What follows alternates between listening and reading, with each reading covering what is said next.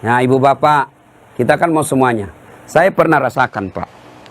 Saya dulu sebelum menikah 7 tahun saya sengsara cari istri. Saya cari yang tinggi karena saya pendek. Begitu saya dapat cewek cantik, putih, bersih, tinggi, saya bilang sama teman saya, enaknya jadi istri ini memperbaiki keturunan. Dia dengar rupanya, dia balik sama saya, ayo kau rusak keturunanku. Saya cari yang tinggi, saya cari yang kerja, saya cari yang cantik, keturunan baik-baik. Tidak dapat-dapat. Akhirnya saya luruskan niat saya. Ya Allah, saya cari penghafal Quran. Alhamdulillah saya luruskan niat saya. Dapatlah yang baik, penghafal Quran, keturunan baik-baik, cantik juga. Kenapa? Ada kamera 360. Putih mukanya, hitam lehernya.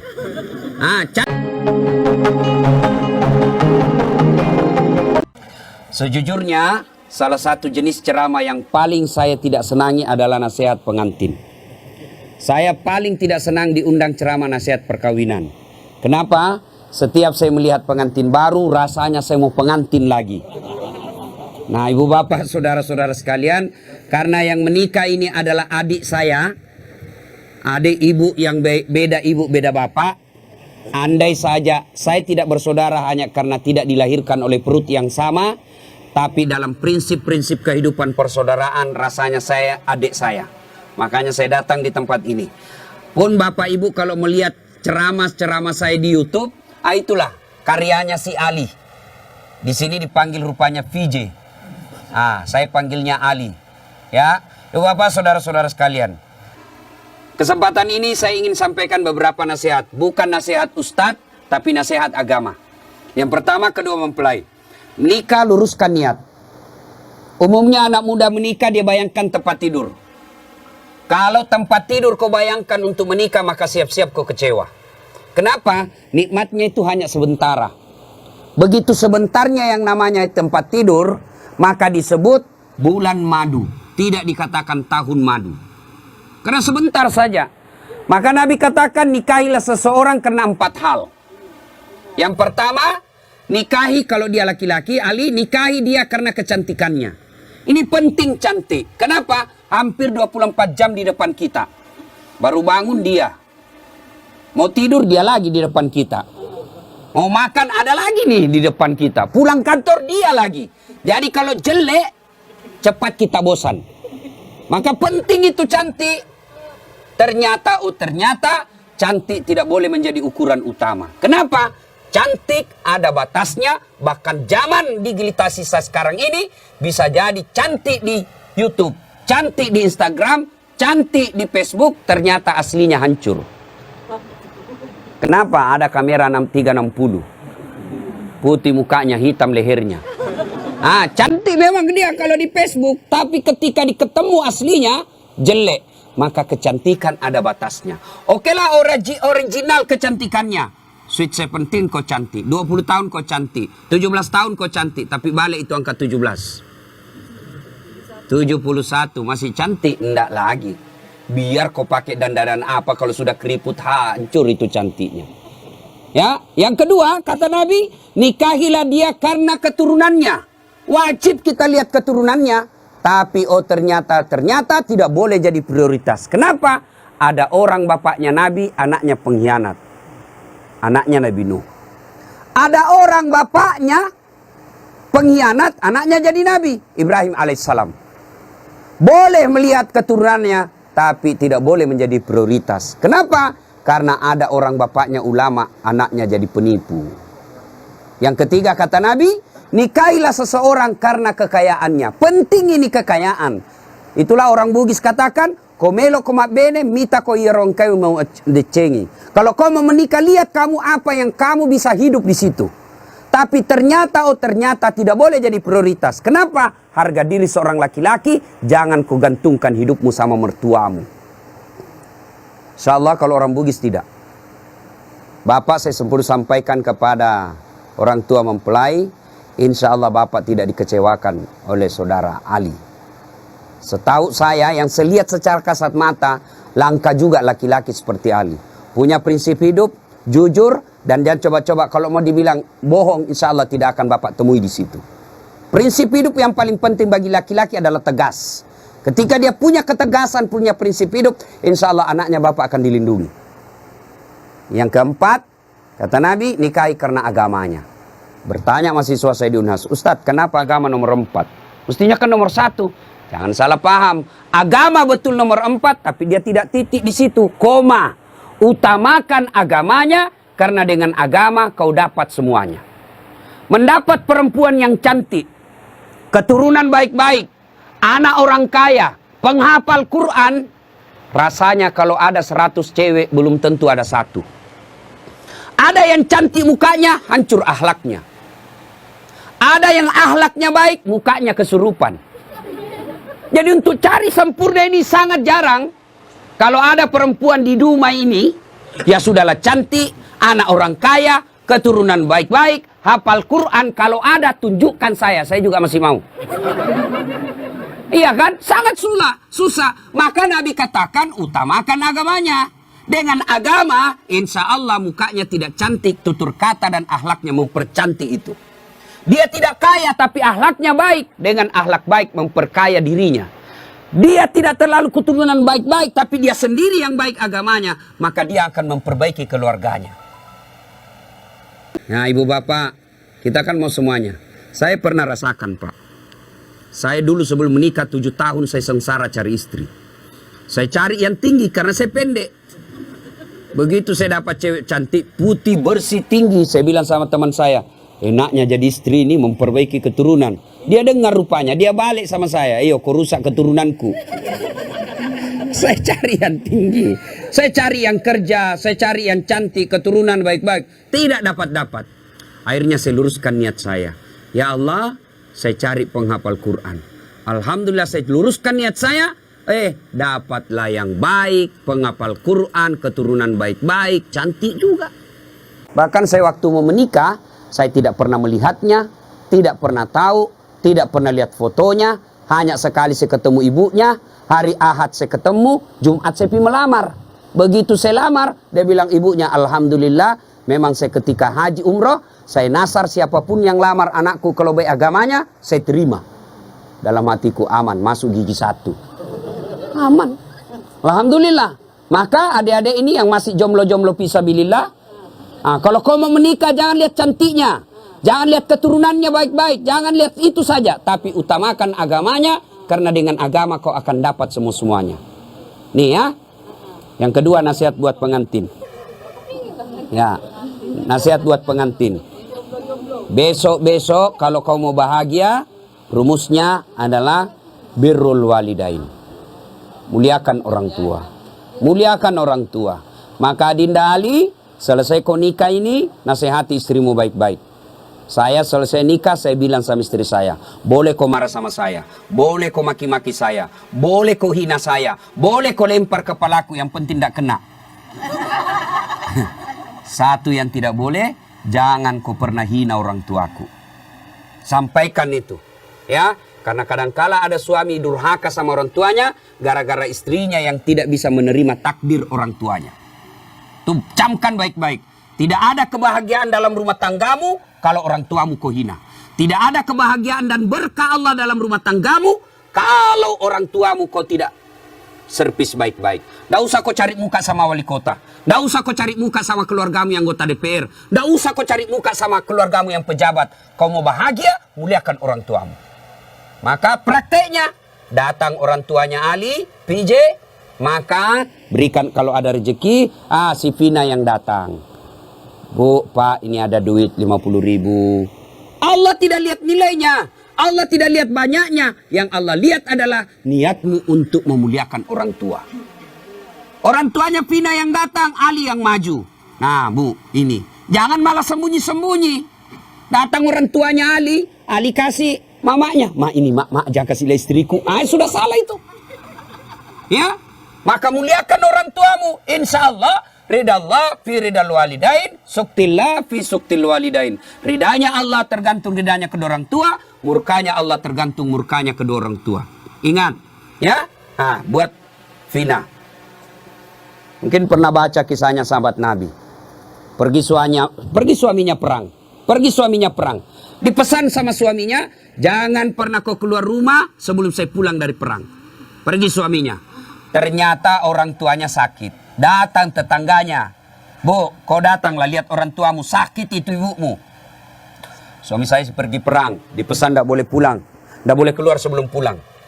Sudah. Datang lagi sakaratil maut. Datang lagi panggil. Bu, kau pergi lihat orang tuamu. Sudah sakaratil maut. Oh, suami saya belum pulang.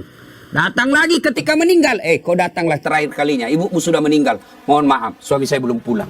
Marahlah utusan ini, lapor kepada Nabi. Ya Rasulullah, tetangga saya keterlaluan. Mulai sakit sakaratil maut sampai meninggal ibunya, dia tidak datang besuk orang tuanya. Kata Nabi, kurang ajar. Betul itu anak. Kenapa bisa begitu? Katanya dipesan sama suaminya yang lagi pergi perang, jangan keluar rumah sebelum pulang dari medan perang. Mendengar ini apakah Nabi marah? Subhanallah, Nabi justru menjelaskan, alhamdulillah diampuni dosa ibu yang meninggal karena punya anak yang taat terhadap perintah suaminya. Ibu-ibu, prestasi ibu bukan jadi anggota DPR. Prestasi ibu bukan jadi pejabat. Prestasi ibu ada pada suami. Fungsi utama suami bukan cari nafkah. Fungsi utama suami bagi seorang istri mencari ridanya. Kalau ridanya suami kau dapat, kau akan gampang masuk pintu surga. Kan perempuan itu gampang sekali masuk surga. 4 saja syaratnya. 1, sholat. 2, puasa Ramadan. 3, jaga harga diri dan keluargamu. 4, patuhi perintah suamimu. Kalau ini 4 kau lakukan, kata Nabi, 7 pintu surga, tadkhulul jannati bisalam. Kau masuk pintu surga dari mana arah saja. Kan banyak orang sukses di kantor, hebat kerjanya, banyak duitnya, tapi melantarkan kewajiban suaminya kepada suaminya, maka demi Allah, kata Nabi, jangankan masuk surga perempuan seperti itu, baunya surga kau tidak dapat. Maka Devina, mulai hari ini kewajibanmu memuliakan suamimu. Kemana orang tua? Orang tua ketika sudah bertentangan dengan perintah suami, maka lebih utama mengikuti perintah suami. Kenapa? Karena sudah diserahkan ijab kabul. Bapak tadi lihat itu ijab kabul, namanya penyerahan. Ibaratnya, nah Ali, ini mobil saya kasih kau. Silakan kau pakai semau-maumu. Tapi dengan catatan jangan langgar agama. Selama tidak melanggar agama, kau boleh apakan saja di mobil. Besok-besok ternyata mau diambil mobilnya, tidak boleh lagi. Kenapa? Sudah diserahkan. Kecuali si Ali yang kembalikan itu mobil kepada orang tuanya. Nah, itu ya, lebih utama memuliakan suami. Tapi insya Allah tidak akan pernah terjadi misalnya, Vina mau kali, saya mau pulang dulu tengok orang tua saya. Tidak mungkin. Tidak usah kau pergi. Tidak mungkin. Tidak mungkin. Selama itu tidak bertentangan agama, insya Allah tidak akan diberatkan. Ibu bapak, saudara-saudara sekalian, ini banyak yang saya mau sampaikan tapi waktu yang terbatas ya. Ini nasihat buat pengantin. Sekarang nasihat buat kita ini yang datang. 1, biasanya kalau ada cara pengantin begini, banyak yang pulang bawa dosa. Kenapa pulang bawa dosa? Datang mencela caranya orang. Sampai kue-kuenya pun dicela. Kayak basi. Padahal membungkus. Ibu-ibu Columbus. Tahu Columbus? Kelompok ibu pembungkus. Tidak boleh ibu bungkus itu makanan kalau ada seperti ini ya. Meskipun ibu saudara sama yang punya cara, besok kita lihat. Tidak boleh ibu. Biasa hilang piring, hilang sendok. Dia bawa dengan piring-piringnya. Itu haram itu ibu. Ibu sama bawa makanan haram ke rumah sama daging babi kau bawa untuk anakmu. Tidak boleh ngambil tanpa izin. Meskipun keluarga kita yang pengantin. Yang kedua, biasanya kalau ada pengantin, banyak yang ibu-ibu tidak sholat. Coba kita lihat besok. Gara-gara apa? Make up. Dia kira tembok mukanya coklat, biru, abu-abu, krem. Wah, Masya Allah. Apalagi penyebab ibu banyak tidak sholat. Gara-gara jilbab. Jilbab sakaratil maut. Coklat, biru, abu-abu, kuning, dikasih miring lagi sedikit. Ada kayak pohon-pohon di belakangnya. La haula wala quwwata illa billah. Dia bilang suaminya, kau pergi sholat. Saya kasih habis duit saya 50 juta. Untuk umrah, kau pulang umrah tidak sholat. Apa kata istrinya? Kau sadar pak? Saya sadar, saya suruh kau sholat. Sholat. Dia bilang istrinya, ini kau lihat jilbabku 2 jam dipakai ini. Jangan sampai ada seperti itu besok. Bagaimana pengantin mau berkah caranya kalau lebih banyak tamunya tidak sholat daripada yang sholat. Yang ketiga, biasanya acara pengantin seperti besok, banyak praktek mubasir. Ya, terutama air gelas. Terus saya lihat belum habis, nyucuk lagi gelas yang lain. Ya, jangan habiskan dulu. Itu uang semua yang punya acara. Hanya 1 iris kau bisa makan telur, jangan ambil yang banyak. Ambil 1 tusuk dia bisa makan sate, dia ambil 3 tusuk, 2 tusuk jadi sisa, itu mubazir, uangnya orang sia-sia. Lebih kau nambah daripada kau ngambil banyak-banyak. Ada juga orang pengantin, pergi pengantin itu kayak porsi mengamuk dia ambil. Besar betul, tinggi betul piringnya, ndak habis juga. Lebih kau nombok, ndak ada yang suruh nombok Ustaz, ya suruh sendiri. Saya biasa kalau sedikit aja dulu saya ambil. Ternyata enak, baru saya bilang Ustaz, tambah Ustaz. Mari. Coba. Jangan sampai kita buang-buang, itu mubazir. Yang keempat, biasanya kalau ada acara pengantin seperti ini, besok kita lihat, biasa banyak tersinggung pulang. Kenapa tersinggung pulang? Merasa tidak dilayani. Ya, jauh-jauh saya dari Pekanbaru, habis duit saya pesawat, sampai di sini tidak diurus dengan baik. Tidak mungkin yang punya acara melayani ibu sepenuh hati. Kenapa? Ya jamaahnya banyak, tamunya banyak, jadi kita ngerti aja. Sampai ada yang pulang ngambek, nggak mau lagi saya ke sana. Kenapa? Setengah mati saya jauh-jauh, pakai baju baru, nggak kena syuting. Gara-gara syuting dia ngambek.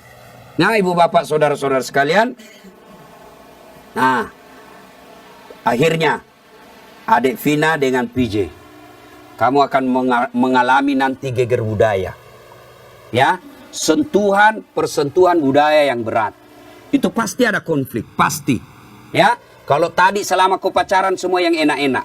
Ngomongnya iya kak, iya Dinda, hati-hati ada batu. Itu waktu pacaran. Salam sayang selalu, itu waktu digoda. Tiap malam video call, ya sayangku. Sudah ada anakmu 2 mulai aslinya keluar. Jatuh istrinya, di mana kau simpan matamu dong? Itu kalau mulai asli. Budaya ini akan ikut menentukan. Saya lihat tadi, kalau budaya tadi apa itu berbalas pantun. Saya bilang kalau di Sulawesi tidak jadi pengantin kalau begini. Tidak ada yang bisa balas-balas pantun. Ternyata ya inilah budaya.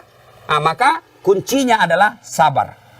Ya, ketika terjadi konflik dalam rumah tangga, 2 rumusnya. Ibu-ibu dengar ini. Ya, ini pengantin-pengantin baru juga kita semuanya. Ada yang baru 10 tahun, ada baru 2 anaknya. Pengantin baru juga namanya ya. Ketika ada masalah, ini kesalahan kita ibu-ibu banyak apa? Ada masalahnya curhatnya di Facebook. Ada masalahnya curhatnya di WhatsApp. Dia berdoa tapi di medsos. Ya Allah lindungi suamiku. Ya Allah bukakan rezekinya suamiku. Sibuk betul itu Tuhan mau baca statusmu.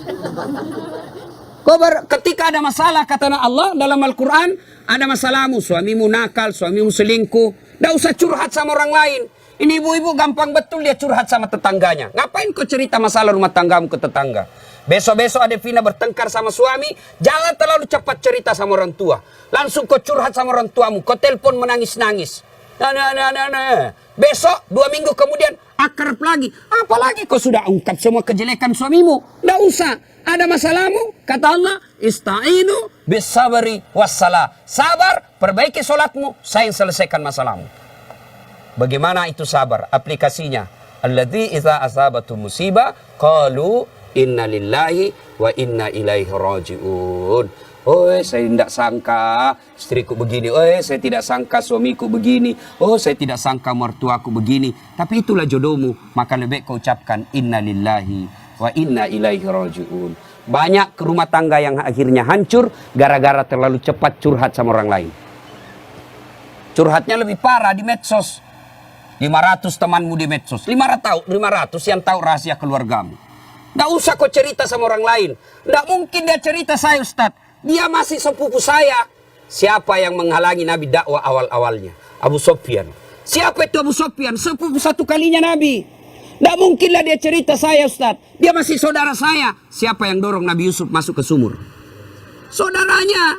Nggak mungkinlah dia begitu. Dia makcik saya, dia pacik saya, saudara bapak saya. Siapa? Abu Lahab. Saudaranya bapaknya Nabi. Jadi barangkali ketika kondisi normal rumah tanggamu, tidak ada yang sentimen. Tapi ketika kondisinya lain dari yang biasa, dia lihat rumah tanggamu bahagia, dia lihat rumah tanggamu kaya, dia miskin saudaramu, saudara sekandung. Belum tentu dia baik, ada namanya dengki. Ini setan masuk, dia hasutlah kau. Ketika situasinya lagi labil emosimu, kau tidak stabil marahmu, datang saudaramu belum tentu niatnya baik, dia mau sama nasibnya sama kamu, susah juga rumah tanggamu, maka dia hasut kau yang tidak benar. Maka ada masalahmu jangan curhat sama manusia, tidak usah, lebih kau curhat kepada Allah, bangun sholat tengah malam, ngadu kepada Allah. Termasuk ibu-ibu nih, yang sudah mulai tua muka-muka sakaratil maut. Suami mulai lain-lain, tidak usah kau curhat sama orang lain. Curhat kepada Allah. Ya Allah, Engkau yang memelihara suami saya. Ya Allah, lindungi suami saya. Ya Allah, bahagiakan rumah tangga saya. Allah sudah janji, ud'uni astajib lakum. Minta kau sama saya, pasti saya kasih. Itu janji Allah.